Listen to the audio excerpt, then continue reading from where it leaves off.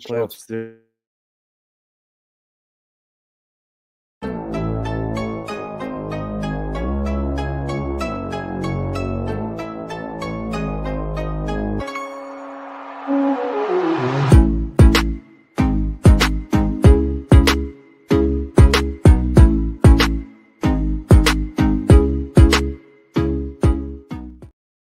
Hello again, everybody, and welcome to the Monday edition of the Halas Hangover. We are 4-Star Chicago Sports. I got Brandon, Kyle, and Dustin, the regular four bozos in the house. What's going on, boys? How we doing today? Tired. It certainly feels like a house all hangover today. Football's over. It's so sad. Football's over, but we have some things to look forward to because today marks the 4-week period that we are away from the legal negotiating tampering period in the NFL. So we'll have some build-up here over the next couple of weeks. But what were our initial thoughts, man? I mean, mine were I hope the Bears were watching. The front office was watching because this Super Bowl is definitely built on offensive lines. Generational quarterback like Patrick Mahomes even looked pretty mediocre when his offensive line was let down. So build the offensive lines. The Super Bowl was definitely more about one defensive line dominating another offensive line. But the foundation of a good football team, boys, it's still blocking, defensive line pressure, and tackling. So what you guys take away from yesterday? Yeah, that was the biggest thing, man. The offense and defensive line, you saw the team that dominated on both sides of those, dominated the game, man. And like we were talking about, the Chiefs have a damn good defense and offensive line. They got some good players across both, and they just got dominated by a better version in the Eagles. And, I mean, I wouldn't say Mahomes looked pedestrian, man. He was 21 of 32, 257 yards, 3 touchdowns. He did have 2 interceptions when he was under pressure because those 6 sacks really killed him. But, I mean, he made some great plays, scrambling, throwing on the run, off of his back foot. The couple throws to Worthy for the touchdowns. I mean, he was still very impressive, all things considered. But, yeah, your point is understood. You have to protect your quarterback to have a chance. And the Eagles got after Patrick Mahomes all game. And the Philly offensive line just opened up running lanes for Jalen Hurts. And Jalen Hurts had a lot of time to throw the football. He really did. Yeah. Chiefs should have blitzed a lot more, man. Yeah, and I think Mahomes' comfortability with his offensive line, as Dustin said, they were pretty good this year, but that almost hurt him.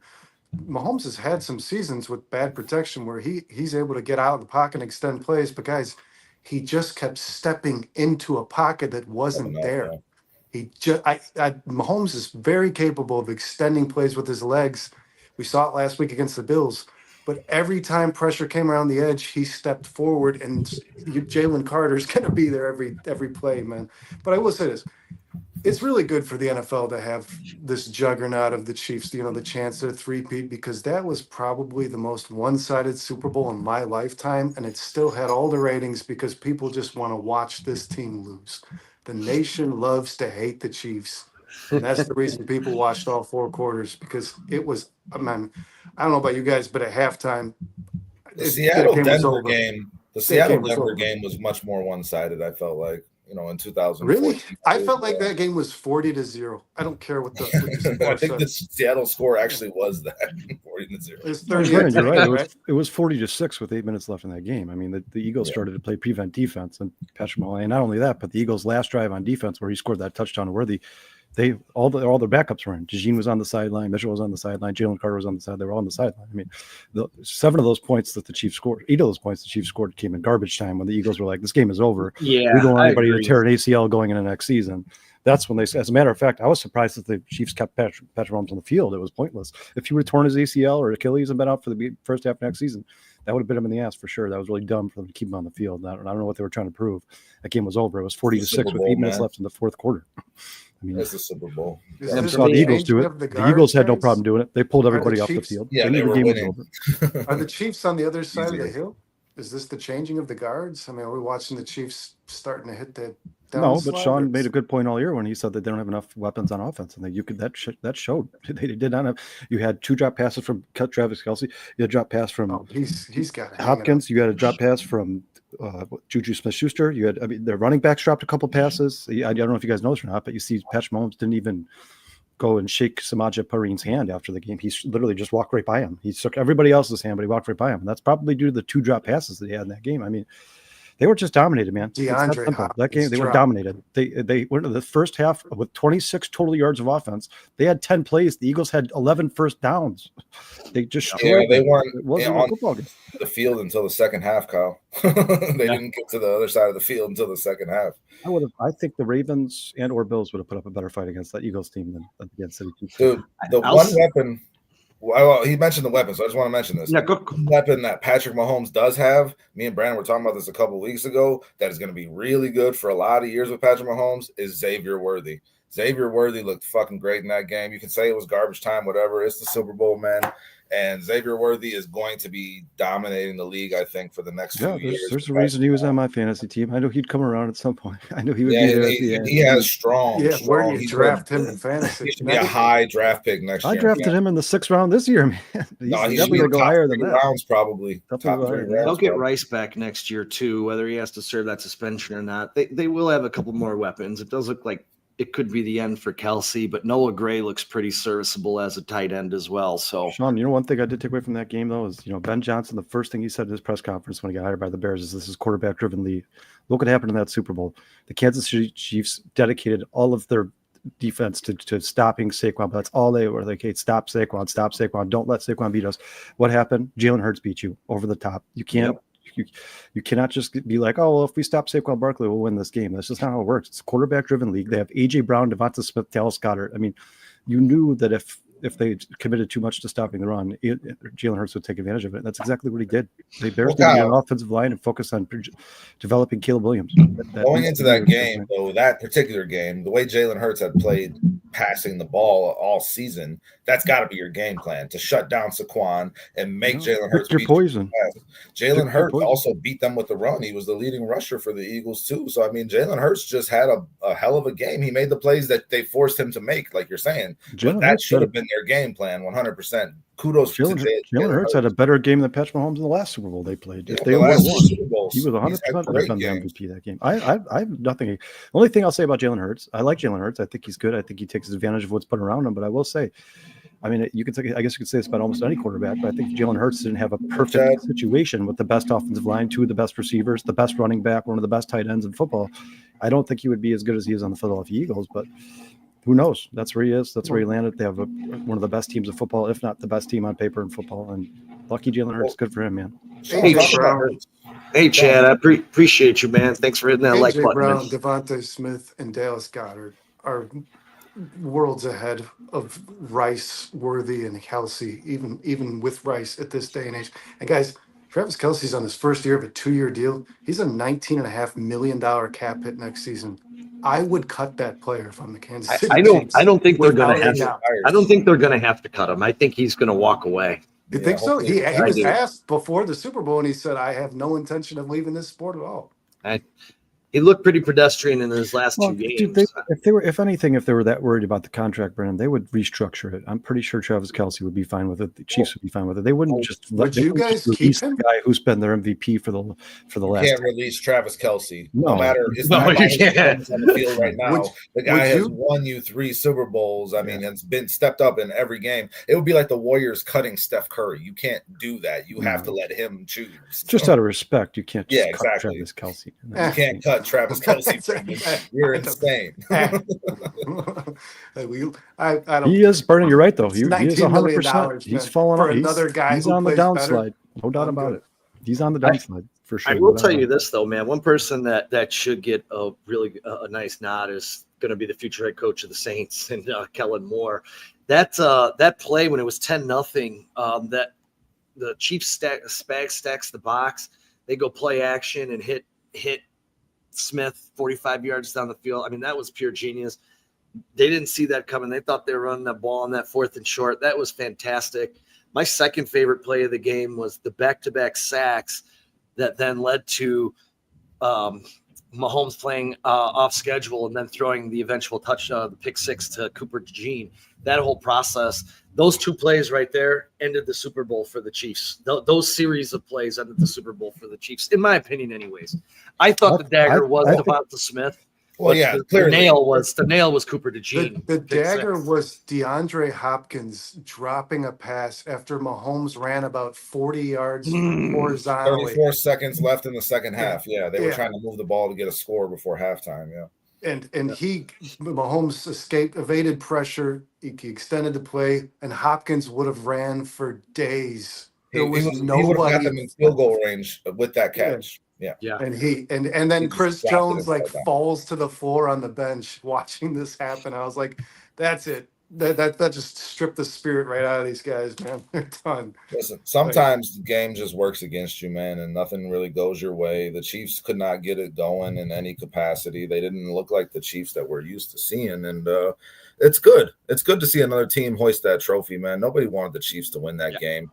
The biggest thing to me, and we touched on it a bit, but Jalen Hurts, the story of this guy, at Alabama, they're in the national championship. He gets benched for Tagovailoa, and then he ends up going to Oklahoma, resurrecting his career, a second-round draft pick who nobody saw that pick coming. And people kind of slammed the Eagles for drafting him when they already had Carson Wentz, right? It made no sense. But this guy ends up becoming your starting quarterback, but he's not accurate. He can't throw the football. And then, like Kyle was just saying, he won this game with his arm. Like that third quarter, 2:40 left when they hit Devontae Smith over the top. No one was expecting it. Perfect pass. Jalen Hurts is just a professional. He goes about his business. He gets better every year. And I couldn't really be happier for anybody that they pulled this off. I mean, 2 Super Bowls, guys, where he's played his ass off. I mean, he could have been the MVP in the other one that they lost, like we talked about last week. So, I mean, another thing off to Jalen Hurts. Another thing that needs to be talked about is, I've heard so many people on social media today and some people in the sports world, and I'm not knocking anybody on this podcast, but are like, oh, Kellen Moore's amazing. Vic Fangio is awesome. You guys, well, Nick Sirianni's the head coach. He's the head coach. He makes the game plan. He's the one who focuses on what they need to do, what they need to do in that game. He was supposed to be fired a year ago. Yeah, I mean, that guy is a really good head coach. He's been to 2 Super Bowls and just beat the Chiefs, and didn't just beat them. They had 23 total yards in the first half. The mighty Kansas City Chiefs and Patrick Mahomes. They destroyed them. So Nick Sirianni obviously had a very good game plan going, like very good week of practice going into that game. This man right here put together a hell of a game plan, and he took 33 years of his life, man, to get that trophy, and he did a hell of a job yesterday, and I'm going to give Nick Fangio props all day long. I don't give a shit. Vic Fangio that's fine. Before the Super Bowl started, I said, who's the one guy wanted to get that ring? It was that man right there. That's fine, but who hired him? Who hired Vic Fangio? Nick Sirianni did. I'm not knocking Sirianni. Sirianni's been brought through the ringer, guys. This guy was supposed to not have a job at multiple times throughout his career. People are calling for his job a year after he took the Eagles to a Super Bowl and lost in a very close game to the Chiefs.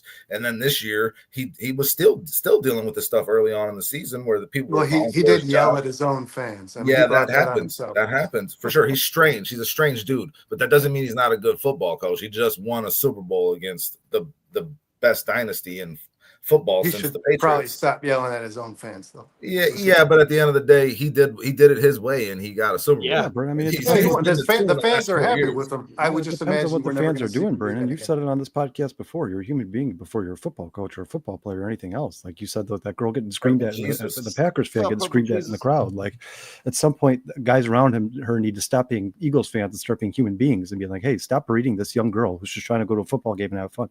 If he felt like somebody was out of line, I have no problem with Nick Sirianni turning around and being like, hey, you're here to cheer us on. Why don't you shut up? He was ridiculed and relax. by every come here and have a good time. Analyst in sports. Be grown men. Not even NFL guys. You don't yell at your fans when I would yell. I've seen players yell at the fans in almost every game in the history of football, man. There's no justifying it. He can be a good coach. 2 things can be true at the same time. He can be a good coach and not yell at his fans. Vernon, with all due respect, you're the guy who 3 weeks ago was like he's not a good coach. Okay. He's a good coach. He's good enough to win a Super Bowl. He just won a Super Bowl. He's been to 2 Super Bowls in 4 years. Guys, real quick. He's probably going to go back to another one. Cliff Victoria, Plank, James, breaking news, Bruce. What up, fam? Who else we got in here? Elizabeth was in here. Everybody, thanks for joining us. Chad, Purple Jesus just jumped in with his usual sup nerds. I want everybody to hit that like button, hit that subscribe button. Share with a friend. Keep the comments coming. I'm sorry we haven't gotten to you yet, but we're just trying to get our thoughts out about that game. A lot of redemption stories in that game, especially on that Eagles side, guys. It was pretty awesome. Jimmy Johnson said something. He called Howie Roseman the MVP of this game, and I believe that to be true. We can talk about Sirianni. This is the best roster in football, top to bottom, hands down. And I don't mean like it's slightly better than other like they are the best team in football by a lot. And they're only going to get better. By a lot. They're only going to get better. And Howie Roseman deserves a shitload of credit for the success of this team over the last 4 or 5 years, I would say. He's the best GM in football. He's the best GM by far. Yeah, by far. It's because, like I said, Avery Brown and Devontae Smith are almost. And here, who do you leave in single coverage? Who do you leave in man?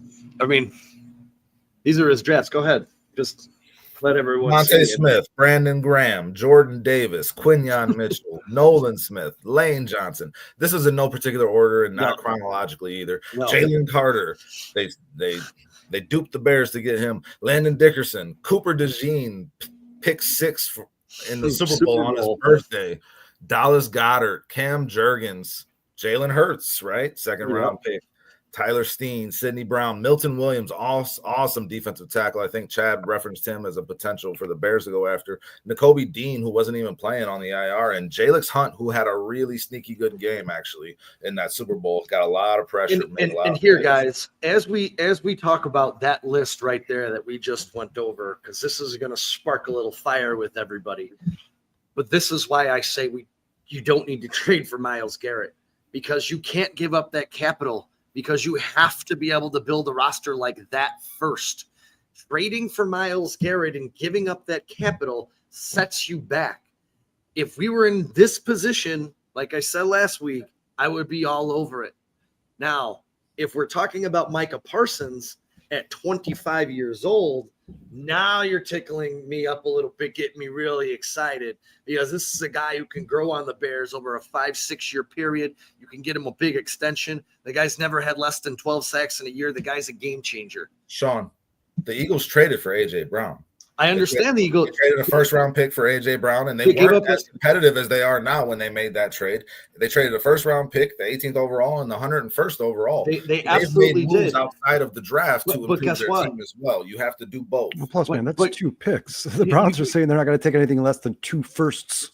2 first-round picks. That doesn't mean that's what you get. I had A.J. Brown as the trade, but you're talking about one player on a roster that was built to win.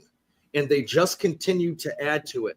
The Bears are not built to win at this moment. We have the least amount of players under contract, and you're talking about giving up our whole cap to bring this guy in here when we need to still, if we watch the Super Bowl, build an offensive line and build a defensive line. And Sean, but could I counter that? Because you said this team was built to win and the Bears are not.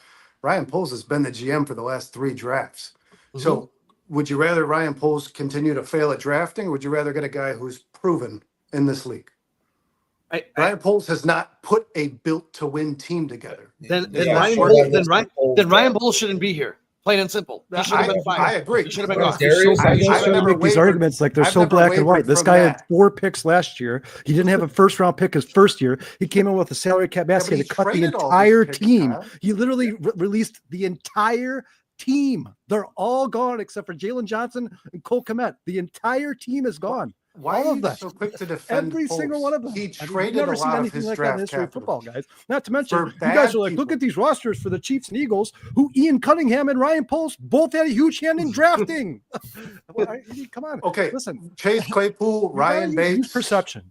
You got to think about what scenario is when you get there, what you're looking at, how much money you have, the dead cap, how many draft picks you have, how many first round. You got to look at everything. You can't just be like, well, the Eagles were 4-11 in 2020, 2021. They were 9-8 in 21-22. They traded for A.J. Brown. They went 14-3 and went to a Super Bowl.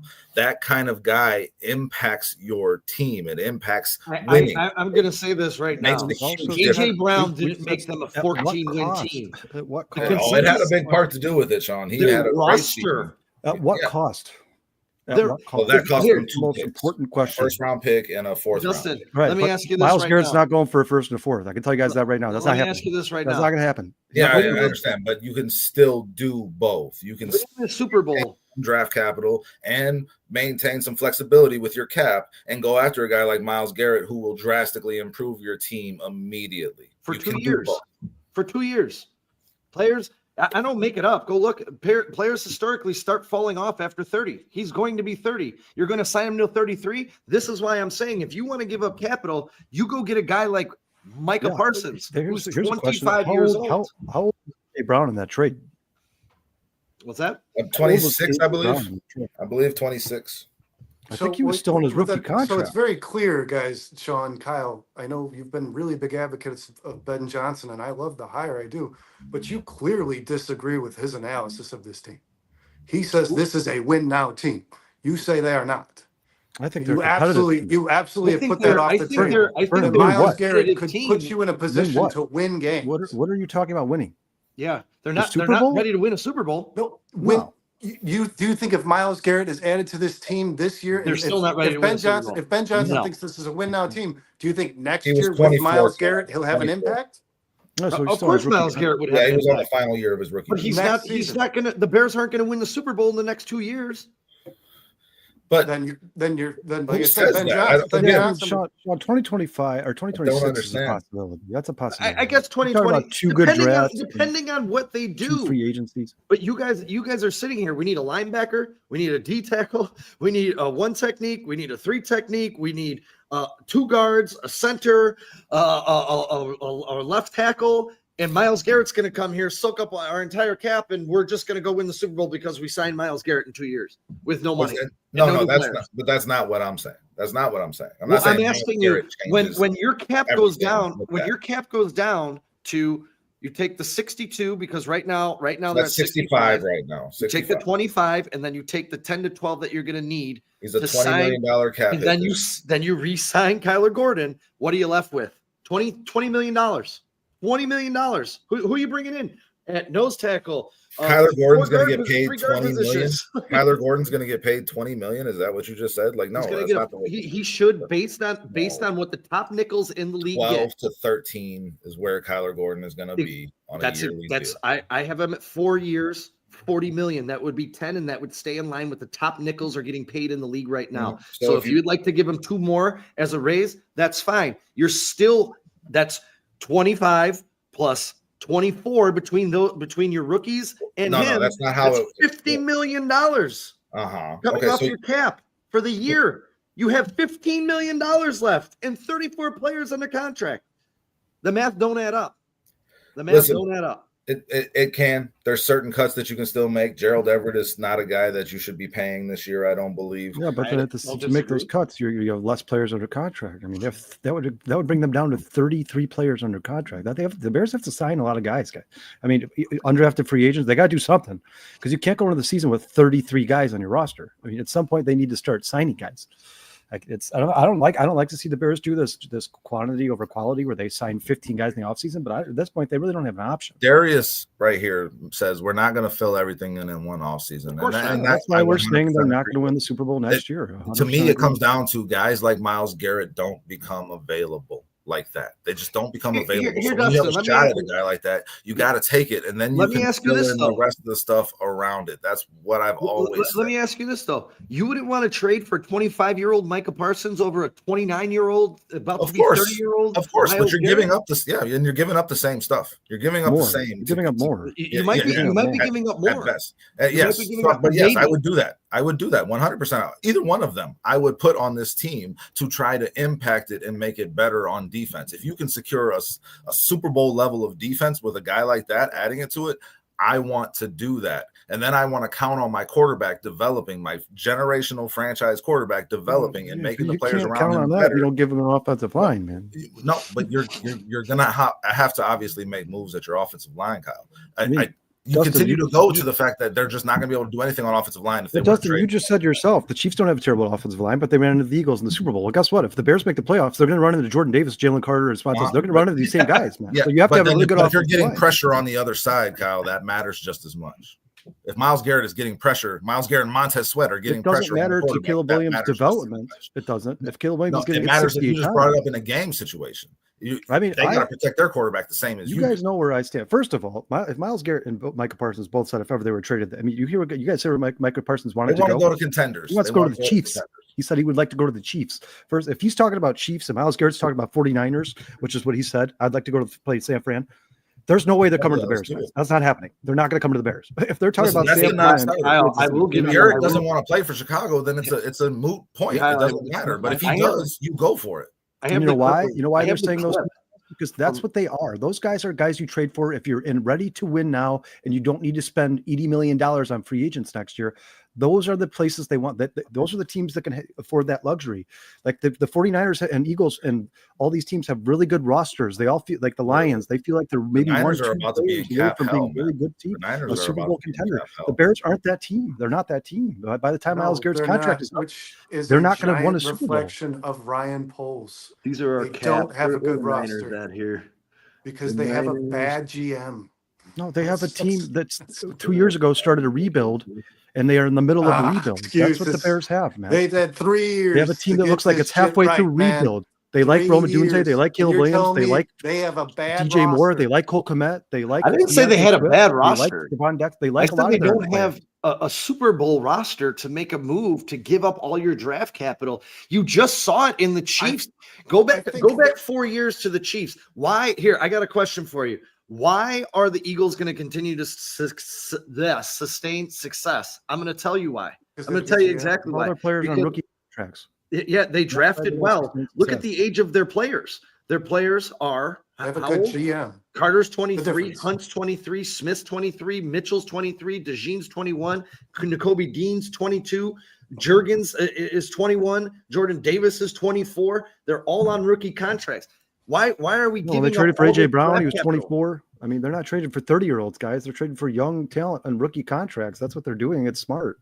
Okay, but a year ago, we were okay with the 4th round pick, which is draft capital, important draft capital, being traded for a Keenan Allen, which felt like a win now fucking move to me.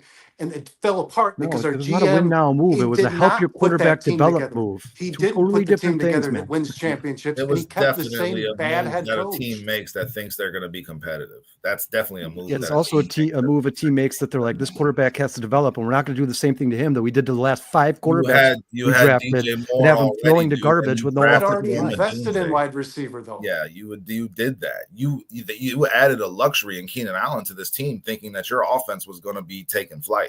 That's the only reason you make that move. And then they traded more draft capital for Bates. Are you guys telling me that you guys tell me to move up to draft Austin Booker? Ryan Poles would have been like, I'm making this trade because I'm going to win a picks Super Bowl. Is that what you're saying? You're saying that he would have been like, I'm trading for Keenan Allen because I think we're going to win a Super Bowl in 2024. Is that what you guys are stating? You think that's what he would have said? No, he 100% thought this team would be competitive, Kyle, just like you did. Just like we did. Did what? 100% did. He thought this team would be competitive, Kyle. They were competitive. They had 7 games lost by 1 score, man. They were competitive. They were a competitive. That's not what you're thinking. A 5-win season when you trade for Keenan Allen, dude. They also, it's like I said, you guys can make these black and white statements. Nobody's ever even mentioned the fact that the Bears were a competitive team with 7 one-loss games, and they lost their entire offensive line at one point in the season. All 5 starters were out at one point in the season. Okay, so you're making the case that the Bears are a good team? No, I'm making the case that they could be an offensive line away from being a good team. Okay. So if you add a Myles Garrett, another pass rusher to that type of team, does that not put you over whatever hump we're talking about right now? I know for a fact the Bears add Myles Garrett, they become a much better football. I love Myles Garrett. I do. I just don't think the situation the Bears are in. There are other teams in the NFL that I think Myles Garrett would be great for. I don't think it's the Chicago Bears just because of the contract, age, and how, like Sean keeps saying, the Bears have 34 guys rostered. That's just not an ideal fit for a team that's like, hey, we'll give you 4 picks for 1 player. You're not in that position. There's an issue with what Cliff is saying here, though, because the amount of rounds that there were, the amount of players there was a lot more players coming in, a lot more good players throughout. So it's a little different. You're also saying that you can't find gems in the 3rd or 4th round, which would be somewhat equivalent to the 8th round back then. Nobody's saying 17 that. rounds. Who said you can't find gems in the 3rd or 4th round? Teams do it all the time. I think good GMs can. Teams do it all the time. Brandon, did you say that? Here, I don't know.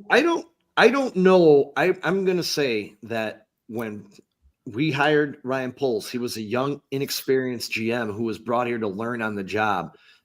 And this now, after he went through his first cycle with Eberle's, hopefully learned what he needed to learn to be able to not make the same mistakes moving forward. He also has a professional staff around him now that he didn't have.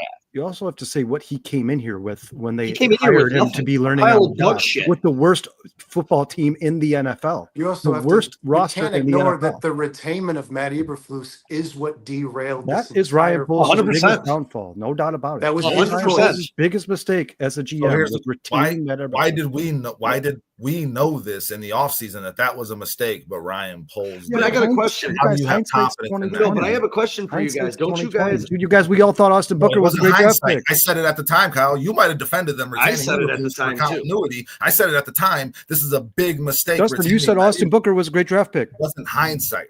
We all said it was a great draft pick. Austin Booker is a rookie, bro. Can still be a good draft pick. Have an opportunity to be good. I like Austin Booker. Yes. Be good. What's up, Broski Bear? Good defensive end in the NFL, opposite Montez Sweat. What's up, Broski? Listen, I think Austin Booker is going to turn into a good player. Phil? Really What's do. up, He was a project coming out of the draft, and everybody knew that, including the Bears. So I agree. I still foresee him. I agree. Developing. I would wait to see what you got in him before you start trading. I mean, you got Broski Bear there too. That's just you just drafted the guy last year. Could be a cut. Here, I told you guys this about Austin Booker. Yeah, I think not only was I surprised, the Kansas coaching staff was surprised that he came out the year that he did. They all expected him when he transferred to Kansas to be there for 2 years. He should have stayed in college. The fact that he left is what happens to so many of these pros. So I'm giving him a little bit of time to develop still. He's got time to grow, get stronger. I agree. It's easy to sit here and be like, "Oh, he missed on that pick," when you have no idea what where he is at his development, where if he was ready to play in the NFL in the first place, if he's going to be better next year. It's easy to sit back and be like, "Well, that was dumb," but there a lot of these picks we don't even know. Like still with guys like Darnell Wright, we still have not seen his ceiling. He might end up being the best right tackle in football. We have no idea. You have no idea, and he'll look a lot better with a guy like Ben Johnson than he did Matt Eberflus and Shane Waldron. I promise you that right now. That whole offensive line, if they brought back the exact same offensive line that they had last year, would immediately look better under Ben Johnson. Immediately. The entire offense, Braxton Jones. So then we don't need to fix the offensive line. Let's just run it back. Your goal should be to improve wherever you can, whenever you can, however you can. Trade for Garrett and run it back with the same offensive line. Let's do it. That's what you should do. You should try to improve everywhere you can all the time. That's the goal. Even if you think your player is good. We just showed the Eagles drafts, right? And we're talking about you guys. Go back to the Chiefs drafts too. In 3-4 years, they've put together a roster that was ready to win, right? Mm-hmm. Over the same time span, our GM has put together a roster that's missing 2 entire units. Yeah, but it's not this. It's not. Brennan, go back 4 years ago. The Eagles weren't in the same position as the Bears. They didn't have the most dead cap in the NFL. They didn't have Khalil Mack on an expiring contract at 33 years old. They didn't have Equanimous St. Brown and they didn't make trades for players like Ryan Bates. That team had talent there when they 4 years ago. There was talent on that team. There was already talent there. You're negating the decisions. They had Fletcher Cox. Can we stop saying what Ryan Poles took over now? We're 3 years. Can we stop? No, Nate Davis you can't ignore the fact that Davis started with a pile of shit. $30 million, guys. You were on our show, the Halas Hall Hangover, for many weeks in a row saying you do not want Ryan Poles retained. Is that changed? I don't have a choice. I know, but what do you? I'm not asking you what is happening. We all know what's happening. I'm asking you, how do you feel about it? If I had an opportunity to get a different GM, I probably would have booted him. Myself personally, because he retained Matt Eberflus at the very least. What GM? I don't know who they're hiring, because let me tell you, the Bears draft before Ryan Poles. We don't know what this process has to happen. What coach were we going to have before we hired a coach? We don't know.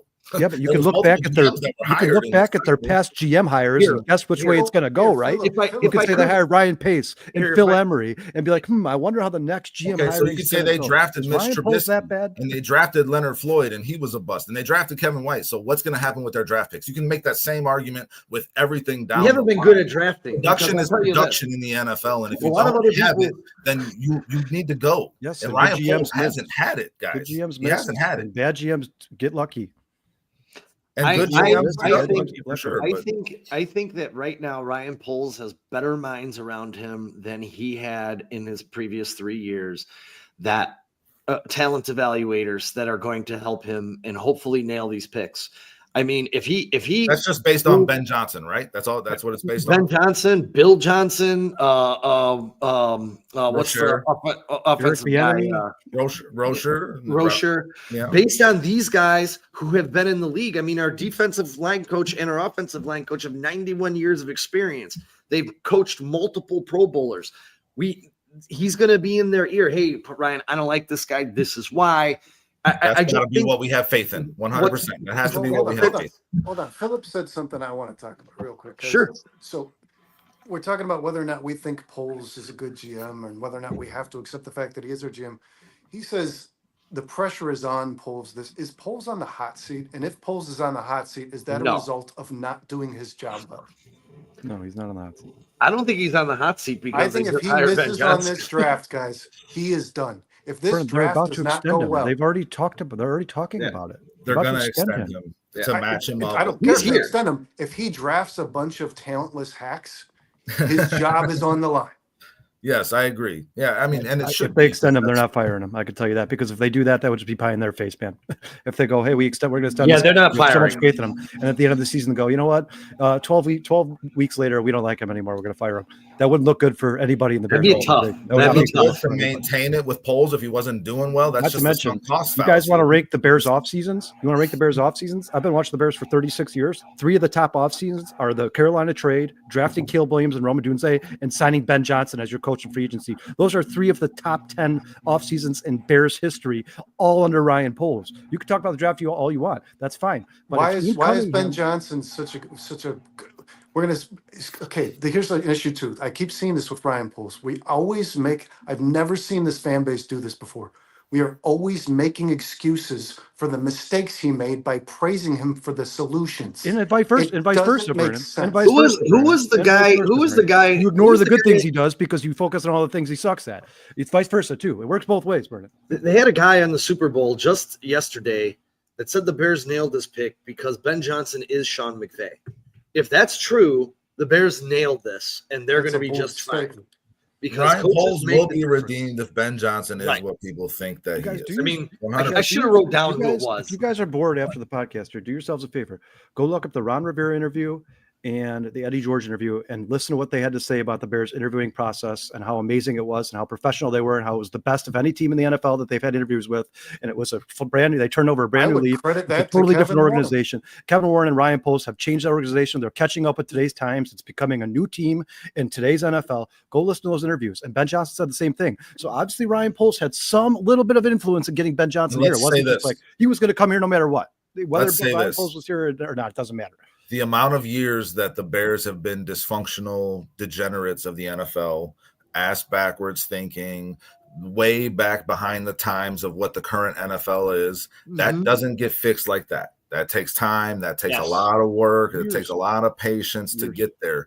But at the same time, we as Bears fans, we as fans of Chicago sports, do not have to just make excuses for our team either. We have to make sure we have Sure. accountability, and they should have accountability to themselves as well in terms of, I guarantee you Ryan Poles is not thinking I'm doing a good job. You've won 15 games in 3 years overseeing this team. Something needs to happen, and it needs to happen soon. And that's why I keep going back to, if Myles Garrett is a potential, like whatever you can do to make your team competitive and give your fans something to give a shit about, like you need to do that, because that's what it's about, man. You can't just Well, keep giving me didn't yes, they- wins, but we're moving in the right direction. That's not the right direction, is moving towards the Super Bowl, right? You got to win games to get there. You can't But keep you- winning 5 games, But 7 games. you also have to figure out a way to protect your investment, and your investment is CW going to be 13 now. He's no longer going to be 18, boys. That came out the other day, but you have to figure out a way to protect him, because I 100%. understand the numbers on Mahomes didn't look as bad, but for most of that game he looked pretty pedestrian when he was running for his life, getting sacked. And There's no debating that. Every quarterback does. And why was that? Because their backup, Mike Calendo, who had to come in, sucked. Joe Tooney is 35. He got lit up like a Christmas tree, even though he had the highest PFF, which I don't understand because he was spinning in circles on the field. You had Trey Smith, who didn't look that good. You know, the whole offensive line. He lost himself some money last night. He lost himself some guys. money. You know for a fact, we all admitted that Ryan Poles has been pretty good in the first and second rounds. Maybe they're not the best players in the NFL, but they're all really starters in the NFL, right? So if you know for a fact he's going to have a first round pick and 2 second round picks, well, and you can get 3 good players to add to a team that has the least amount of players under contract in the NFL, why the hell would you go get 1? Go get 3 good players on rookie contracts at 22 years old instead of a 30-year-old who you know is probably going to miss games due to injury for 2 years, $25 million a year. That's just listen. If the Bears were in a position where they're about to win a Super Bowl, I get it. That because Myles Garrett does not miss games. He plays like the majority of games. He will as he gets older. Never been 30 years old before. Just saying that there's besides history, NFL history, guys getting older. But that's all you have to go on is the history. Older players get hurt. What about Myles Garrett's history? He's been playing in every game, every season. He's played 16 and 17 games the last 2 seasons. So did Braxton Jones until last year. And guys get hurt. It happens, man. Yeah, Braxton Jones isn't going into his 30s. Players get hurt at 25 too. The likelihood goes up in their 30s, man. That's any doctor or scientist in the world will tell you that. That's just a true statement. The older you get, Father Time catches up to everybody, dude. Myles Garrett is also. You guys look at us. We work at our jobs and we're like, oh man, my shoulder. We're bartenders and pizza managers. We're not playing in the NFL. Well, here's a violent game. The trenches obviously need to be addressed. We all said this now. The Eagles look like the best team in football because they have the best trenches in football on both sides of the ball. But I want to ask you this: 3 All-Pros. You will have to fix both these lines are going to have to be fixed between free agency and the draft. Right? Which is more important to you? Which is more important? You're going to have to fix these between free agency and the draft. Which one's more important right now? Which one's more important right now? Ryan Poles needs to assess which can I fix and which can I approach in free agency more so than which can I approach in the draft. Right now, Myles Garrett is available on the defensive line. I don't see the best left tackle in football being offered up for trade, right? So if I'm approaching this, but it could be in the draft. Ryan Poles, but it could be in the draft if you don't trade away the draft picks. If the best left tackle in the NFL could be in the draft. You don't know. Yeah, but Kyle, do you understand what he's saying? He's saying 100% what you're saying. You have to do both, right? So you have to take advantage of things when they come up. I understand that. But what Brandon's saying is, but like, think about the same argument for the Rams last year. So pretend Myles Garrett becomes available last year and the Rams go, we need to fix our defensive line. Let's go get Myles Garrett. Jared Verse is not Myles Garrett. But they draft for Jared Verse at what, 15, 16? And guess what? He ends up being Myles Garrett. And then they get Braden Fisk with their second round pick that would also be traded for Myles Garrett. Now they have 2 amazing players on rookie contracts for 4 or 5 years. They're probably not going to get injured. And their offensive line sucks. He's not Myles Garrett. He's not comparable to Myles Garrett yet. That's not. We don't know yet. I mean, Jared Verse was the rookie of the year. So was Myles Garrett. But the question then stands. Like, so you're saying, well, they went and got these 2 guys in the draft. So it sounds like you're implying the Bears should use their top 3 picks to draft offensive linemen. You are completely neglecting the defensive line. Josh Sweat, Brennan. Sweat. Okay, so this is my point. Sweat. You have to look at who's available in free agency. Josh Sweat. I agree with you guys that I would draft. And you're not losing draft capital. Kyle, can I fucking talk? Hold on. I would agree with you that you're probably best off drafting offensive linemen, right? Using your draft picks on offensive linemen, because I don't like this free agency class. I don't like Tracy. I think you're better off in free agency in the offensive line. You know what I do love? I love the defensive linemen that are available in this free agency and available through trades. I like the approaching the offensive line with the draft because there's more talent available now at the defensive line in the league already. Well, then, Bert, you're making our point. You're saying that you like free agency class defensive linemen, so you don't have to give up draft capital for any of them. You wait for them at free agency and sign one. That's Josh Sweat. Josh Sweat's going to cost you 18 to 20 million a year. Less than Myles Garrett and no draft capital. He's going to cost less than Myles Garrett with no draft capital. What do you think Josh Sweat's going to go for as a premium, as the best defensive pass rusher in free agency? He'll probably be around 14 to 15 million. That's a $5 million raise. He had 8 sacks, and he's. If I was Josh Sweat, I'd be going for the most I could possibly get. I would not be surprised if he ended up getting paid. He is not considered the best. I told you guys, somebody's going to overpay. Who's the best pass rusher in free agency? Khalil Mack is ranked number 1. Okay, when you consider their age and their future potential, and you consider their abilities currently, it's Josh Sweat. Josh Sweat should be the number 1 target for anybody looking for a defensive end in free agency. Youth. You want youth. 100%. But he's going to get overpaid. Guys, here's a question. I'm not from- paying all Josh Sweat overpaid, guys. 18 They to 20 play million football. dollars. That's ridiculous. Here's a question from Philip, guys. In all of our opinions specifically, who do you go after hard this offseason in free agency and in the draft, the first 4 picks we have? I did want to just bring this up real quick. Trey Smith, there's been talk of the Kansas City Chiefs tagging him and trading him. And then in that case, you're paying him a high Then you're dollar out. amount, right? You're out. And you're giving up draft capital. So you Yeah, guys I'm are out on that. You're going Will 100% Fry out. case, or you're going Mekhi Becton if you have a chance at that, right? You're not going because like it'd be the same concept, right? As trading for Myles Garrett and putting Yes, I and agree. giving up You're losing draft and capital. giving up the Yes. money. But I personally think that I disagree with you, Brandon. I personally think free agency is the way to go for offensive linemen, the way it's going. I think Trey Smith is a guy you have to go hard for, Well, regardless of how he agree. played yesterday.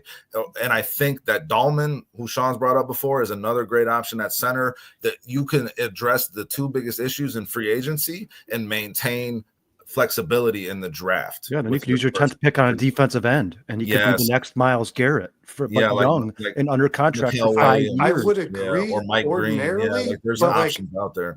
I don't think I need to recite the free agent offensive lineman that Ryan Poles has brought to this organization. I can't even do it. Well, because there's he like hasn't signed 30 anyone of like them, Trey Smith. and they Brandon. all Yeah. suck. And he didn't have Ben Johnson, Vernon. He traded for some of them, guys. Yeah, but he Ben hasn't. He There hasn't been. traded draft capital. 5th pick. There hasn't 5th been round pick, anyone Vernon. And we available like paid, Trey what are you Smith. talking about? We paid Nate Davis $30 Nate Davis million. was not Trey Smith. Nate Davis was not Trey But Smith. Dustin, Ryan Poles thought he was. That's Brandon, the problem. no. Vernon, No, nobody's Nate- arguing. Trey nobody's Smith is arguing. going to get paid twice the amount Nate Davis got paid in free agency. You guys Twice thought the Nate amount. Davis He's was gonna a get good paid player. $20 million a I said year. more Nate than Davis should twice, be more cut than into double. the He's preseason. projected to get 4-year, $80 million deal.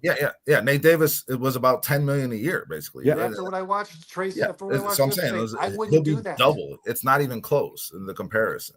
Yeah. I would attack it with the offensive line through free agency with what's available out there, and then I go agree. after The guys who are end. going to be protecting Caleb Williams should be proven players in the NFL, because putting offensive linemen in front of Caleb Williams that have to learn and develop in the NFL is not going to help Caleb Williams. You're going to be hurting him. You can't wait for that development. The center and one of the guards at least has to be established veterans in the NFL, guys who have proven they can play in the NFL. They have to. You cannot put a rookie center in front of Caleb Williams in his 2nd season with a new offense, a new coach, a new offense coordinator, and expect him to get better. I agree. Caleb's got too much stuff on his plate already, man. I He has did learned a whole new offense. Yeah, all I over did again. send the new mock draft from Bleacher Report to you guys. I'm sure some people in I chat. liked saw. that draft. Tyler I liked that Booker. draft. They had Tyler Booker mocked at 10 to go to the Bears. I like They that basically draft. replaced That's Tevin dumb as Jenkins shit. with Tyler Booker. I like it, man. I'm with it. I like Dumb it. as shit. That's dumb as shit. No, I don't know. And Why is it dumb And they as had shit? Caleb Johnson in there too. Why is it dumb? Because you found one board that has him at 10. Every other board that I've seen him on I've is seen between multiple. I've sent you 18. multiple. I've sent you 6 today that have him between 18 and going in the 2nd round. You don't take a player that's lower in the draft at 10. You're moving up 8 spots. Why not take the guy you have conviction on that you feel Because like you you have- need, that you you know have is not plenty going to of be there left- the next time you pick? You have plenty of left tackles, and a left I mean, tackle is way more important at 10. I to get under a personally would 5-year rather take. contract than a There's no guard. left tackle there. I would personally rather There's take Booker not? than Banks. The kid I'd from rather- Missouri, the I'd kid rather from take Missouri, Booker the than kid Banks. from Texas. I mean, you where are you getting a left It's tackle not from? my mock, Sean. I'll just say that. I didn't come No, up with it. I'm just saying. But I am saying that I would be okay with the Bears finding Well, out Sean, how this far is are you what we willing- need and just going and saying, well, I don't care if he might be over or undervalued in this spot. Let's go get the guy that we've identified that will fill the biggest need on our offensive line that we believe is a blue chip talent in If this he draft. if he's not I'm good Quentin with Nelson, you can't take him at 10. That's Is the he? only way you could take him at Is 10. he? What, I what if don't he is? know. What if he is? You I mean, don't know. Quentin Nelson would- You don't know. Man, Quentin We Nelson- don't know. We Sean, don't how know. far back would you be willing to trade in fear that you might lose Tyler Booker? I mean, Because you're not getting them at the back of the first round. You're not if you, getting go, them in the if you 19th drop round. back to 15 or 18, you pick up some draft cap. But if you don't get Booker, we just went over the linemen. There's a lot of good linemen in the guards in this Yeah, draft. but I agree with Dustin. You do have to focus on blue chip talent, man. Even if you feel like you're reaching a little bit, you got to start adding blue chip. Here, players I'll to tell the you, you want blue offensive chip line. talent? You stay at 10 and you take Josh Simmons from Ohio State. And guess what you have? A left tackle for the next I wouldn't decade. hate that either. I wouldn't Plain hate that and either. simple. I wouldn't hate that either. I like What's, him a lot. what's I the like high? that What's from one him. of the high outside of quarterback? Give me the highest paid player on your roster. one of your It's either top defensive end or left tackle. Or wide exactly. receiver. So Quarterback you draft and one. Yeah. You draft one, especially with Josh Simmons sitting there, who would have been a top 5 pick hadn't he got injured in week 7 against Oregon. Plain and simple. And he's been hurt. And Kyle, you read it the other day. He's still a top 13 pick in this draft, and the guy hasn't played since week 7 of the college football season. I like Josh Simmons. I like Would Josh it have Simmons a been lot. would it have been a bad pick for the Bears to take Cooper DeJean where they took Roma Dunze this year? No. Would that have Or been Brock a bad Bowers? pick? No. Well, no, not looking at it now, but I still. Okay, but I that's still the point. That's the point. I said the Bears should have taken looked to Brock me Bowers like a there top anyway. 10, top 15 player in that draft last year. I wouldn't have been upset if the Bears were to take him. That would have addressed the need, in my opinion. You could have put him at safety. He would have been a guy who would have been versatile in your backfield, a defensive backfield, a Swiss Army knife. But a lot of people were projecting him in the late first, early second round, and that's where he ended up going. And he's well outperformed that. Tyler Booker could turn into Quentin Nelson. Brock Bowers should have been a top 5 pick. He should have been a top 5 pick in the NFL draft. I don't hate Tyler. He's going to be the best tight end ever to play football. I think Tyler Bowers would have been a hell of a pick too. But I was just more making the comparison because this is a guy whose talent was up here, but the draft guys in the pre-draft process kind of knocked him down here. But that doesn't mean that they're right. It just doesn't. You got to look at the talent. You got to look at the film. When I say this, and I mean this, I'm looking at left tackle because he's the guy that's going to protect your biggest investment. I'm not spending a 10th round pick on a guard when there's 3 left tackles available at that pick. I'm not as high on any of the left tackles in this draft. You should look into Josh Simmons a little bit more. I've looked into him. I've looked into Connery as well, and I like both of them, but I don't think they're as talented as Tyler Booker. And Ryan Poles has done this already, guys. I don't know if you remember. Darnell Wright was the 19th ranked prospect in the draft. He was drafted 11, right? Or 10. Hold on, say that again. Drafted 10th. Say that again. Darnell Wright was the 19th ranked talent in the draft.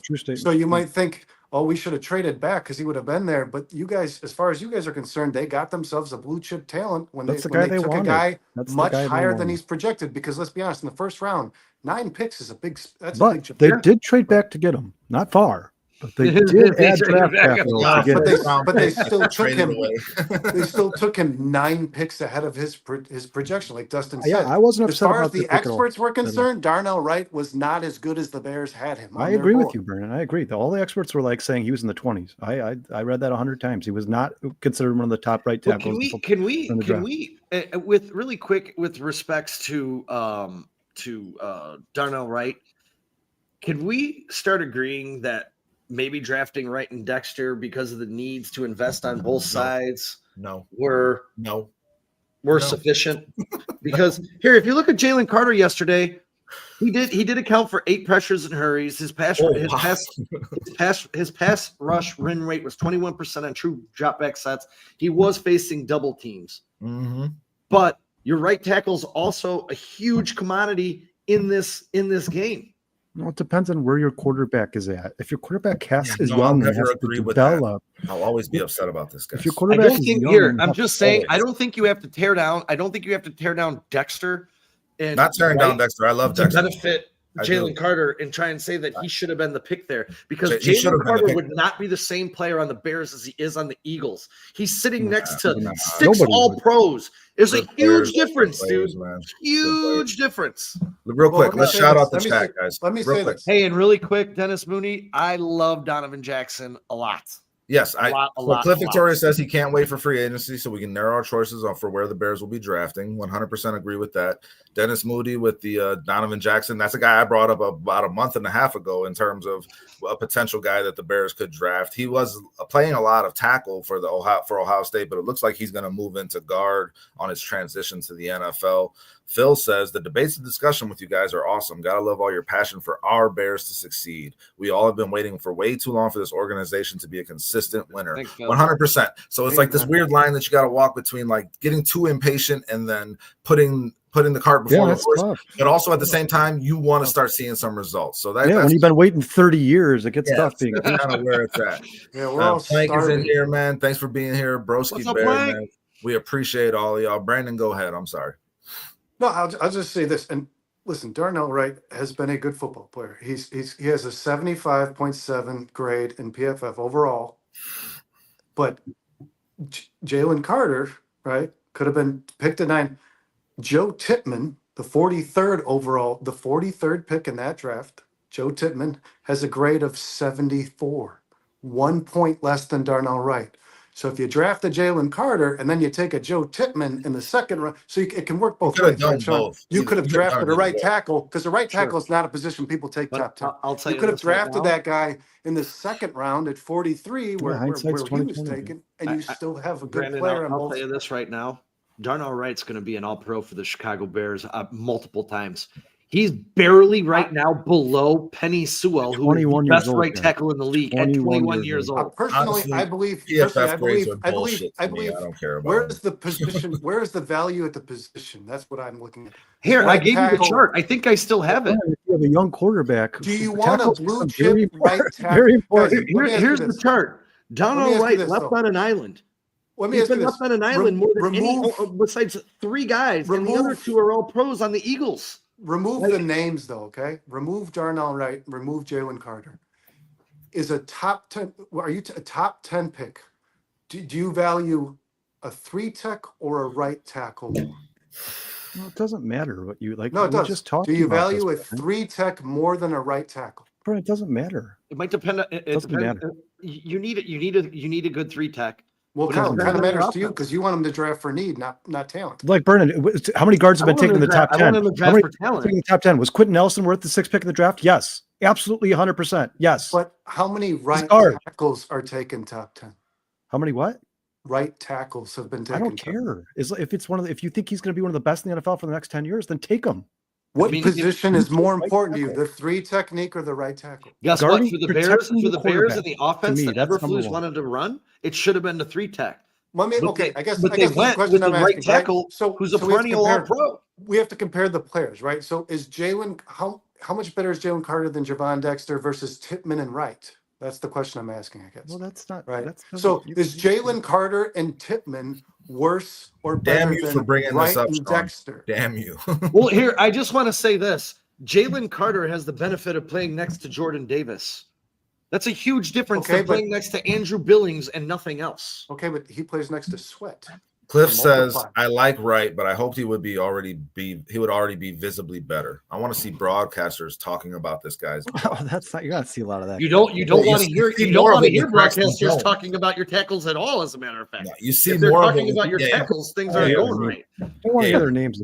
No, you don't want to hear. Yeah, If you're hearing their name, 100%. If your name's not getting called as an offensive lineman, you're doing pretty damn good. yeah, Trent Williams' name is never said on the broadcast. that But guy you is. do see Braxton Jones get called out on highlight blocks much more often than you see. Well, he also gets Darnell called Wright. out on penalties a lot. Well, no, when he's pulling, because they utilize him more because he's a little more athletic in terms of getting out in front. Darnell of the Wright's run, and got penalty he issues blows as some well. people Darnell up. Wright has penalty issues as well, but that's also because they're left on island. Well, that whole team So- had penalty issues because their coach Guys, sucked. if we were kind of mocking out this offseason, because Phil brought up the question, and he's such a great contributor to our chat, so I kind of want to Thanks, give Phil. him a better Yeah. answer than Thanks, what we Phil. gave him, right?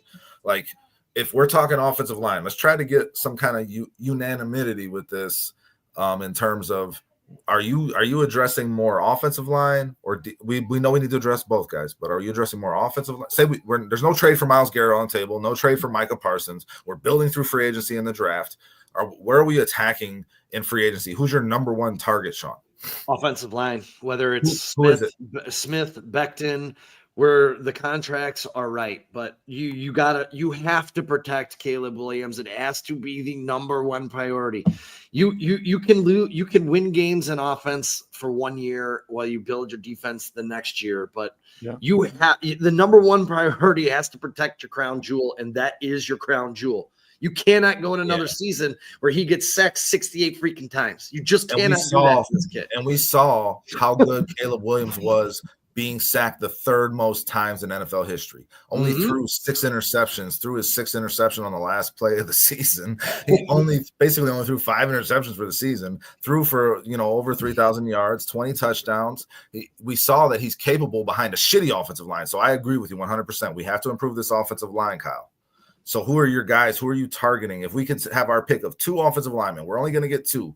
who are you going after? Like, if you could get them, if it's Ronnie Stanley or it's Trey Smith, who is it? Depending on the money, my wish list would be Dahlman and Smith, just because Dahlman for sure. The center to me is most important because, like I said, Dahlman knows how to run an NFL offense. Caleb Williams has to learn a new offense, so Dahlman's going to have to help a lot. The center's going to have to help Caleb Williams a lot. And another reason that the offensive line, whether it be Trey Smith or these guys are so, I mean, the Bears have set the record for 4 years in a row now, over 50 sacks allowed to their quarterback. And you guys keep talking about their wins, 3 wins, 7 wins, 5 wins. Like, yeah, that the two have direct correlation. Your quarterback cannot get sacked 50 plus times every season, and you expect to win. Justin Fields created a lot of his own sacks. I agree. Caleb did too. But the offensive line has not been good here for a long time. We can all agree on that, right? There is no Big Cat Williams. There hasn't been for years. Olin Kreutz. None of these guys have been on the Bears for a long time. What if I threw this out at you guys? I'm really quick, Dustin. I'm probably with him. If you're making me choose, I'm probably Smith and Dahlman as well as my top 2. What if we went Trey Smith though, and then Josh Sweat? We addressed a little bit of both. Awesome. And then you got to draft a guard and tackle, or you can just ride with Braxton Jones for one more year, his last year of his contract. In that scenario, are you re-signing Coleman Shelton? No. I think you still go look for somebody. I mean, Ryan Kelly is still out there for the Colts. You know, he's a guy that's an option, and he's a little cheaper. He'll be a little cheaper than Dahlman. But if a dream scenario would be Smith and Dahlman, right? That you're impacting that entire interior of your offensive line with 2 free agency pickups. And then if you can get Sweat on top of it, maintain all your draft picks, then you can go draft Tyler Booker with your 10th pick. I'm all for it. Yes. And then your interior offensive line is done, right? Dustin, if that happened, that would be the best Ryan Poles offseason by far. Yes, not even 100%. Close. Wouldn't even be a close. Like that would be the best offseason in the NFL, probably. That would be the biggest still at defensive end on the opposite side of Sweat. And then you still have that. Yes. I would love that. If they could get those 3 guys, if they could pull that off, that is the best free agency class in the NFL. Brandon, what do you think? What are you looking at in terms of what are you trying to target? Free agency and then rolling into the draft? I mean, I don't watch too much Chiefs, Eagles, or any like. Right now, I could say this: the offensive line that are available are graded much higher than if you're calling Sweat the best pass rusher available. The offensive linemen are both graded better than him, so I would say offensive line. I do think this, man. If you're gonna go sign and put a bunch of money into Trey Smith and Dahlman, that 10th pick has to be a pass rusher, man. Not if you sign Josh Sweat. I think Sweat's going to get a lot of money. It seems like we're in a disagreement here. I think Sweat's going to be 18 to 20 million. Watch. It'll not enough money, not money that I'm willing to pay a guy like Josh Sweat. I don't want to pay him. He actually graded out in the Super Bowl at a 55. Well, that's I don't even know how that's possible. PFF can suck off. Yeah, I don't know how that's possible. No, thank you. Josh Sweat impacted that game. Created the interception to Zach Bond. That's not pointed out. I would have no problem with going after Trey Smith and Dahlman in free agency, and then using the 10th pick on pass rush. So I wouldn't have a problem with that either. And you get a guard in the second round. I wouldn't have a problem with that either, Brandon. Cliff wants Gray Zabel, as one of the round 2 picks. I don't know that Gray Zabel's going to last that long, guys. He's kind of built up in the first round and a lot of mocks I'm seeing. If that top defensive lineman goes first in the draft, who you saying at 10? Graham from Michigan. Yeah, I think he's gone by the time the Bears pick 2, but that would be amazing. It really would. But Williams out of Georgia, tackle, right? He's a defensive tackle. He's the best. Here's a question. Here's a question. Would you be interested at all in training up to get Graham? Yeah, absolutely. I only trade up for Abdul Carter. Yeah, I'll trade up for Abdul Carter. That's the only person I'm trading up for. 100%. Man, I don't know, Carter's going Mason Graham's going to be a game changer. That's the only guy I trade up for. You're not going to trade up to first or second. That's going to cost you your entire draft. I think first and second will be quarterbacks. I'm talking about Abdul Carter, number 1, man. Yeah, there's some that, and then I saw another one today where they took Cam Ward. I'm sorry, I like him a lot. I think he's going to be a great player in the NFL. But if the Titans don't trade that pick back with how much they need in the NFL draft for 5 more picks, they are the dumbest team in the NFL. They need to do what the Bears did. What? They also need a quarterback very badly. They need a quarterback more than anything else. What do you think? If they're 100% out on Will Levis, then take a quarterback there. for sure. They better be 100% out on I Will agree. Levis. If I they're agree. not, they are I agree. on something. Dustin was What if the 100% out Penguins on trade Will out of Levis that when pick? he I was was 100% drafted. out on Will Levis when he was in college. I was done with him before it even started. Just I don't Before he disagree with you. before he put mayo in his coffee. I was Yeah, already out. especially after that. But I mean, especially Dustin, after could they that. trade back to 3 and get a quarterback? Yeah, Shador Sanders would still be there. I mean, but the Giants aren't trading out because they need a quarterback. The Giants are at 3. So Who's I mean, at 2? it's the Browns. Yeah. They need a quarterback. The Too. The Browns are going to Raiders take are- Abdul There'll be a lot of Carter when quarterback they shopping. trade They Miles trade Garrett. Garrett, yeah. Are the I don't think Raiders- you guys are right. I don't think a defensive tackle is going further. I think it's going to be quarterback. Dennis Moody thinks the best pass rusher out of this draft will be Mike Green. 17 sacks last year, guys, rising fast in this draft process. He was mocked in that Bleacher Report draft at number 9 right I before the saw Bears. that. That's a little crazy. He jumped up high. That's a little Senior crazy Bowl? for me. Because the Senior Bowl? Yep. He dominated at the That's Senior crazy, Bowl, man. man. One, He really listen, did. I respect He's on the shit out of smaller that. side, though, 250 pounds. Yeah, one game, you're going to put him from a projected second round to top Kyle, 10. he in led one the game? nation in sacks with 17 Listen, I'm fine with that, but how come he wasn't projected top 10 before the Senior because he Bowl? played at Marshall. Because nobody watched him, I just don't. Sometimes the draft combine and this stuff scares me, guys. There's sometimes where I'm like, why are these guys get moved so much? You saw what they could do on the field, and all of a sudden they can bench 600 pounds 3 times, and all of a sudden they're the top 5 pick. I just don't like that. I think it's part of football is just you have to have that it factor, that violence in you, where you want to kill everybody across the country. What do you guys think of Calebwilliams out of Georgia? I mean, a very situational pass rusher throughout his career at Georgia, I like but has him. all the traits that you're looking for in that defensive end. I like him. I like him too. I think he can project very well to the NFL. I mean, his stats do not jump off the page from college, but he's an impactful player, and I think his traits physically transferred very well. Yeah, you look at Matthew Judon, man. Sometimes you just see something in a guy and you draft him. He doesn't have to have 50 sacks in 2 years in college. You could just see something. He's a guy that you could take at 10. If you went heavy free agency with all the offensive line, Calebwilliams, Mike Green, potentially, those are guys that could be there for you at 10. I also think there's a lot of hate in the Bears world for DeMarcus Walker. I think DeMarcus Walker does exactly what he's Walker paid was to do. one of the best players on the Bears defense. I think he does his job, man. I think he's a great rotational piece for the Chicago. I think he would be awesome third string. Marcus Walker was very impressive playing on the inside of the line. Yes, 100%. He always is. He always is. That's where he's gotten his last 5 NFL sacks, was moving into the interior, getting stunted into the middle of the line and going to get a sack. I don't see why people keep saying he should be cut. I don't think he should be cut. Yeah, I don't think he cut good players. He's not like getting paid a whole lot. Why cut? That's what I'm saying. If he was on a $12 million really contract, I'd be like, yeah, maybe he's not worth it. But for what he's getting you're paid, not I think saving I think Walker anything. does his There's job. no point in doing that. I'd leave him there. You want to go in. Go ahead. Cliff says only projections that matter are the Bears board, with lesser importance to the other teams' boards. No other boards matter. 100%. And if you're reading a good mock draft, you're reading a person who is trying very hard to get intel from each organization and project what they think that team is going to do, not what they would do, not who they would choose. They're trying to project what that team will do. With the position of need as well. I think sometimes that plays a little bit of role in that position of need. Yeah, I'm okay with He's just a little light in the ass, is all I'm saying, Dennis. Like 6'4", 250. He can put on some extra weight, but I mean, like, he's all right. The production is obviously there, but the size I will say this, man. In front of him. They talked about this during the Super Bowl. That Eagles line is just big. Those guys are huge, and Booker does fit that mold. That kid is massive. Dude, that's he's the size of a nose tackle. The guard for the Eagles is the biggest guard I've ever seen play football. 6'5", 350? 6'5", 350. That's exactly what 355. 6'5", 355. Booker's a big boy. You got a left tackle there, man. You got. How big is that guard for the Eagles? He's 6'7", 370 pounds, man. Yeah, he's a big boy. My God. Guy's huge, dude. Huge. He weighs 70 more pounds than Will Fries. Dude, he's Vince Wilfork. He's Vince Wilfork as a guard. He ate Fries. Yeah, seeing him on the sideline. Wasn't Vince Wilfork 370 pounds? Wasn't he 370 pounds? I mean, he was shorter, but he was like 370. Vince Wilfork for the Patriots. Yeah, that's what I'm saying, man. 370 These pounds. guards are starting to be the size of defensive He was more tackles. like 390. He was huge. Vince Wilfork was huge.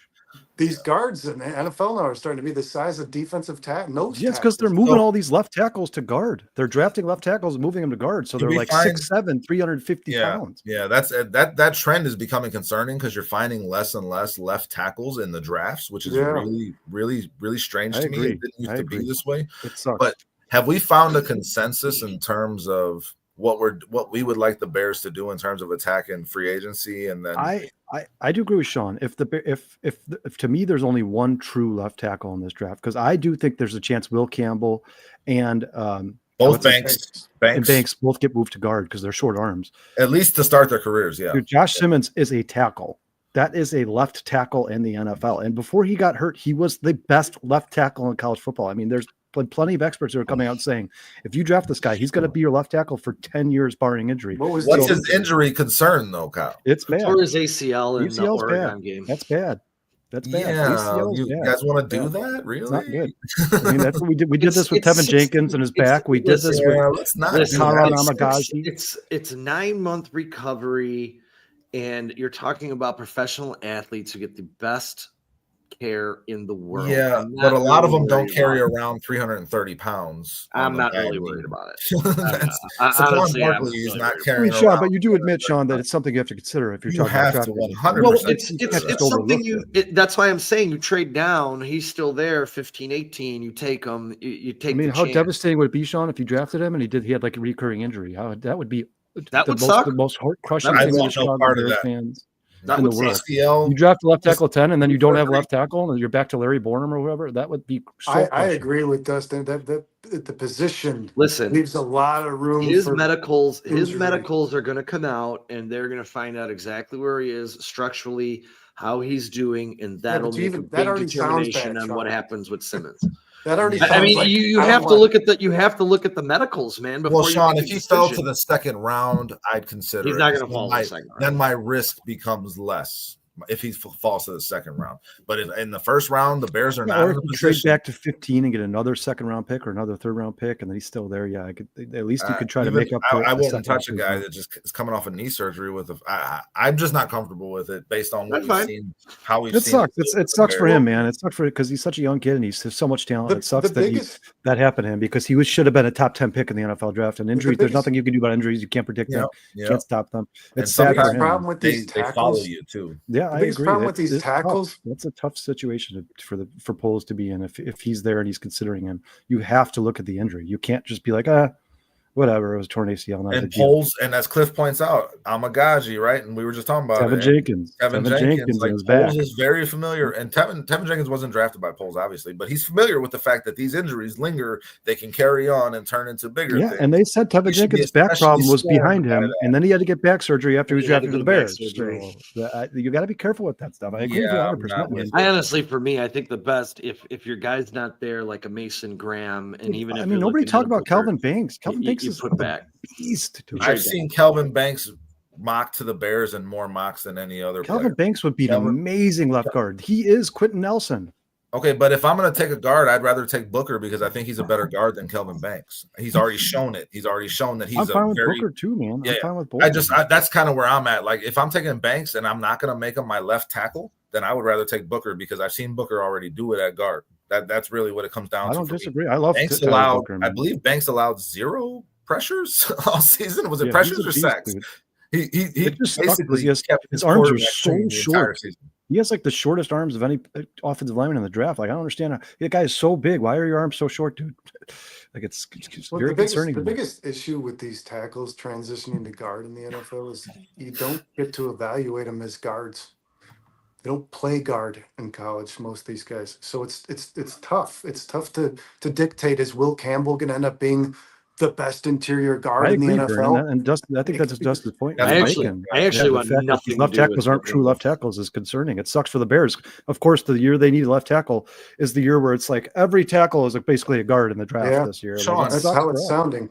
Real quick, I just want to point out that Moody says Banks would be a better tackle than Braxton. I agree with that. I would put Both if I guys drafted would. Banks. he would be starting at left tackle, and so would Will Campbell. And that's why I just wanted to bring this and up. the goal is to you were very upgrade high on wherever Will you can. Campbell not that long ago. So what has changed where you want? I was never high on Will Campbell. You brought him up on a couple of shows in terms of that was a guy I wanted the Bears to stay away from. I didn't even do research on Will Campbell. I hate him so much. I don't want that guy. Why? The Bears.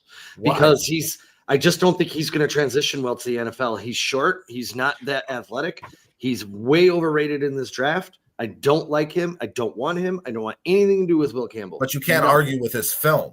He puts film on tape. Film is film. We've seen prospects bust out, right? I'm calling Will Campbell a first round. More often than not, we see prospects bust out on their potential versus what you've actually seen. You guys, Will Campbell is 6'6", 323 pounds. He is a 88.9 player rating overall. He is 94 pass block rating, 84 run block rating. His masterful pass protector, plays with patience and matches power rushes. His weakness is below average arm length. Tyler Booker is 6'5", 325 pounds. His 86.9 overall rating, 89 pass block rating, 71 run block rating. I think he's 350, bro. I think that's. I think I read 355. I would be taking Booker over Campbell. Yeah, Booker's strengths are exceptional size for a guard, consistently moves defenders off the defensive line, and his weaknesses are occasionally plays with high pad level, struggles against shorter defenders. Dennis, I was referring to his short arms, not his height. Yeah, okay. Listen.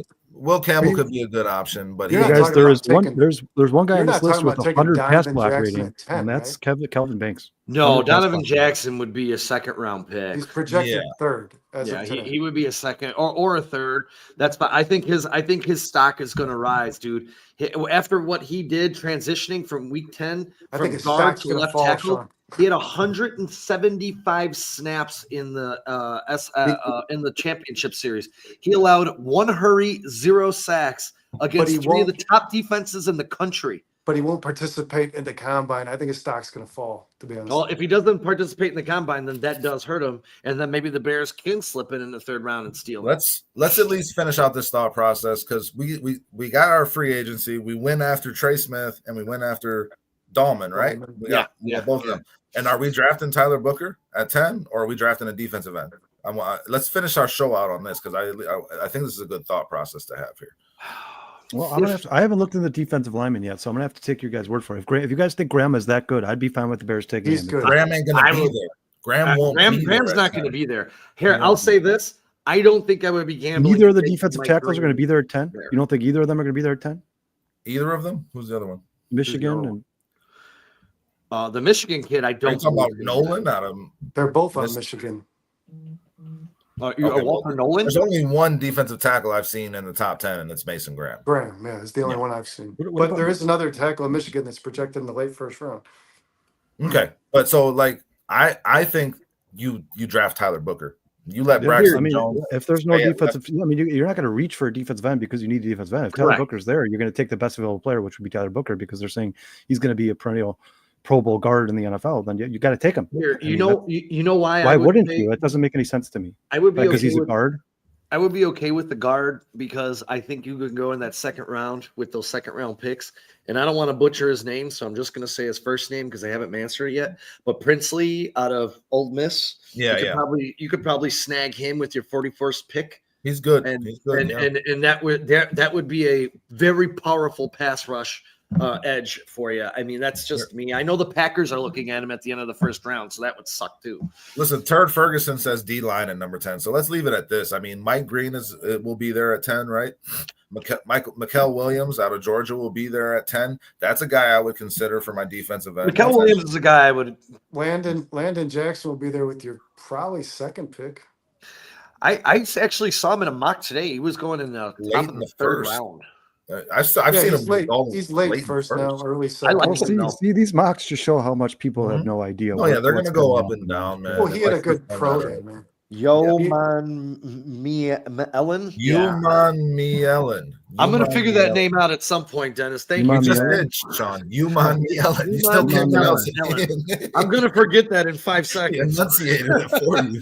I'll say this, man. I watched Braden Fisk a lot of his highlights last year. I watched his game tape. I watched his combine, and he just kept falling in the draft. Those guys, a lot of those big defensive tackles will fall in the draft. Didn't Kalijah Cansey and who was the other defensive end? Didn't Zoot Newton fall to the second round too? Yeah. Jerzon They Newton. all fell to the second Jerzon round. But he- Newton was a first round. No, but he he was had a really- early second Yeah. round pick. Yeah, But he you're had a right. really Washington bad on this rookie Was list. I not season. screaming at the fucking TV to take Clancy? Like, Jerzon Kalijah Newton had a Cansey really That bad fucking rookie guy, year. dude.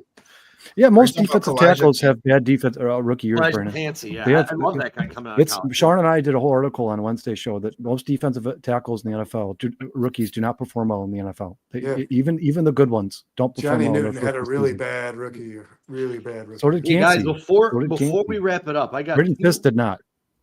two awesome nuggets really quick. Oh, we never finished our drafts in the second round. We didn't get our. Oh, are we still doing that? Go. What? I mean, yeah, it's fine. Whatever. I don't care. Go. I I think running back in the second round makes sense. give me Yes, Caleb Johnson. I agree. I'll one take- of those two picks should be running back. I'll No, take. Dustin wants. Yes, you know who I want. You know want who I want. Judkins. I want Quinshon Quinshon Judkins. You want Quinshon Judkins. Judkins is going to be the best running back in this draft. Period. End of story. That's We're where gonna I'm make at. a hundo penny bet, Dustin. I'll take Caleb. You take Judkins. As Who's the to better- who has who's the the better better stats receiver? and Who has the I'll take better? Who has the Ashton better Jenkins. first 2 years of their career? I think okay, whatever. I'll take If Gianti I'll fell to take the second Judkins. round, yes, I would definitely be. If Gianti would be on my team for sure. I like Judkins a lot, guys. Michael but yeah, we likes get our Judkins. power running back basically in the second round. We want to do that because that's very important to Ben Johnson. And then, I mean, depending on if we took D line or we took O line in the first pick of the first round, then we got to go the opposite, right? With one of those second round picks. Yeah. Right? Yeah. That's kind of like the formula there. Address your offensive line and free agency, fill in the gaps in offensive line and defensive line in the draft. I think that's really got to be your main priority Yeah, as the and you know Bears. what else? Based on what we just saw yesterday in the Super Bowl. The trenches are going And- to. You know what And else really- the Bears really can get quick, late in this guys. draft is those little slot receivers like Edelman and Dennis Welker. wants You can Marion get those Hampton. guys late in the draft, dude. I love Hampton, dude. I Yeah. don't think Hampton's going to make it out of the This first is a round. really good running back class. Yeah, A I don't think really, Hampton's really gonna make it good out of He the was first mocked to the Bears by Matt Miller in the second round. So I mean, I If wouldn't. be Hampton upset falls with in the second round, okay, but I still like Caleb Johnson better. That's just me. What? Let me ask you guys this: like, we've all stated that we think we need 4 new players on this offensive line, and it's not going to happen probably in one off season. But how many players away are we from having a dominant defensive line? 1. Two. I don't You want one more love defensive Dexter. end and one more defensive I tackle. think 2 at least. I don't love Dexter, but do you guys think if you spend the 10th overall pick on your defensive line, is the defensive line fixed? That's a lot better. If you get It's a yourself lot. monster, It's a hell of a lot better. I can tell you that. I will say though, I'm with Brandon. I think with how many rushing yards the Bears have gave up last year, the defensive tackle to me is probably a little bit more important than the defensive end, just because, if you don't sack the they were quarterback, egregiously bad. Well, At you hope Billings stays healthy, guys. Yeah. That's what you got to. Yeah. you got to stop the run though, man. You got to stop the run because that Cardinals He's a big game, part of watching that Cardinals game was painful, and I don't want to see that Well, shit that run ever again. defense fell off when he got hurt. I mean, it wasn't great to It begin was the with, Cardinals but it got game. Really The Cardinals bad. game was the next game. Yeah, And it they got ran for really bad. 276 yards against the Bears. Sean, you got some nuggets before we get out of here. You said. Yeah, really quick. Where are these two I had? Fun fact: Kari Blasingame won his last 3 games with the Bears, and his last 6 games with the Eagles. The Bears were 1-10 after cutting Blasingame. The Eagles were 8-1 after signing him. Thanks, Mark Potash, for that one. And then, you guys are aware of how the Bears played a little effect in the Eagles ending up with Cooper DeJean. So they traded Washington that pick. Washington then in turn turned that Bears pick over to the Eagles. The Eagles then drafted Cooper DeJean. I just thought that was pretty cool. That's great. So the Bears had a little. We gave him Jalen Carter and Cooper DeJean. Any Yeah, we other love to nuggets? twist Any the other knife nuggets in for us? ourselves. before we get- Hey, We really love quick. this Hold night. on. I'm gonna ask this chick. You think who wrote the, Roseman just sits by the phone waiting for polls to call when the offseason Well, it's comes? Ian Cunningham because they're friends. Hold So on. they I know want to they ask can this call the chick who Bears. won the Super Bowl. Hold on. If Let me polls hear can- you all say ELGS, Eagles! Let's go, Bears! I'm sorry. I one time. Dude, the end of that interview, that mayor, she's so proud of herself. She's Just a sitting there. She's like, politician, no dude. one knew the mayor of Philadelphia before. Everyone's gonna know now. I was dying, dude. It's so awesome. Yes, they are. I am talking. Listen to me. Oh my god, that was good shit. Phil loves it.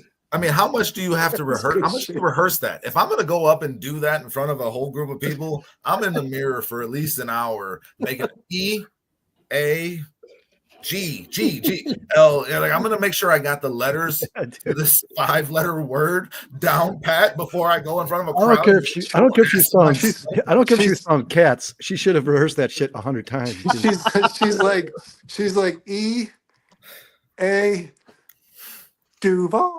Dude, oh shit!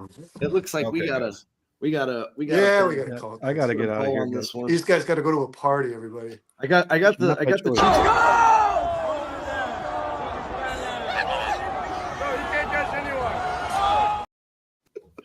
That was the Chiefs' offensive line. Sorry.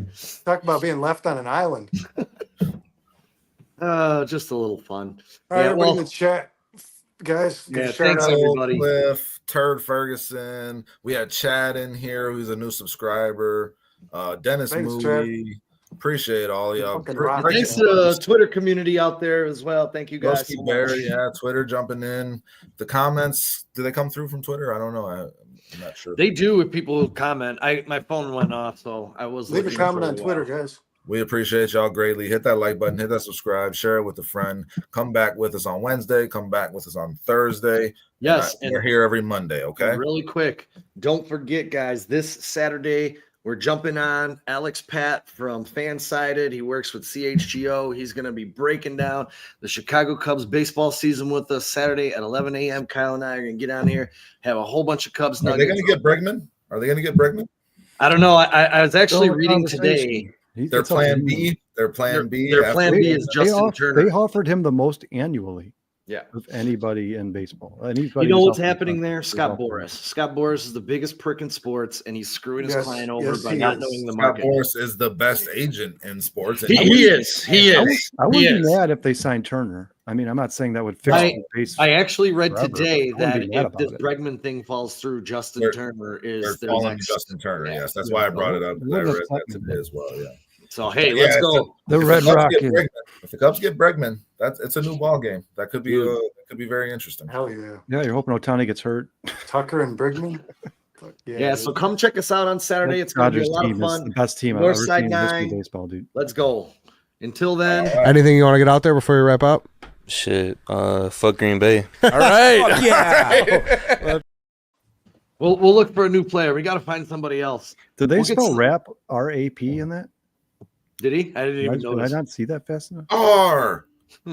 Hey, B, wrap it up. Thanks, Phil, man. We appreciate y'all in the community, man. Without you, it would just be us. So thank you guys so much. Until Wednesday, That wouldn't be so bad. We're okay. bear down and peace. We love y'all. Everybody.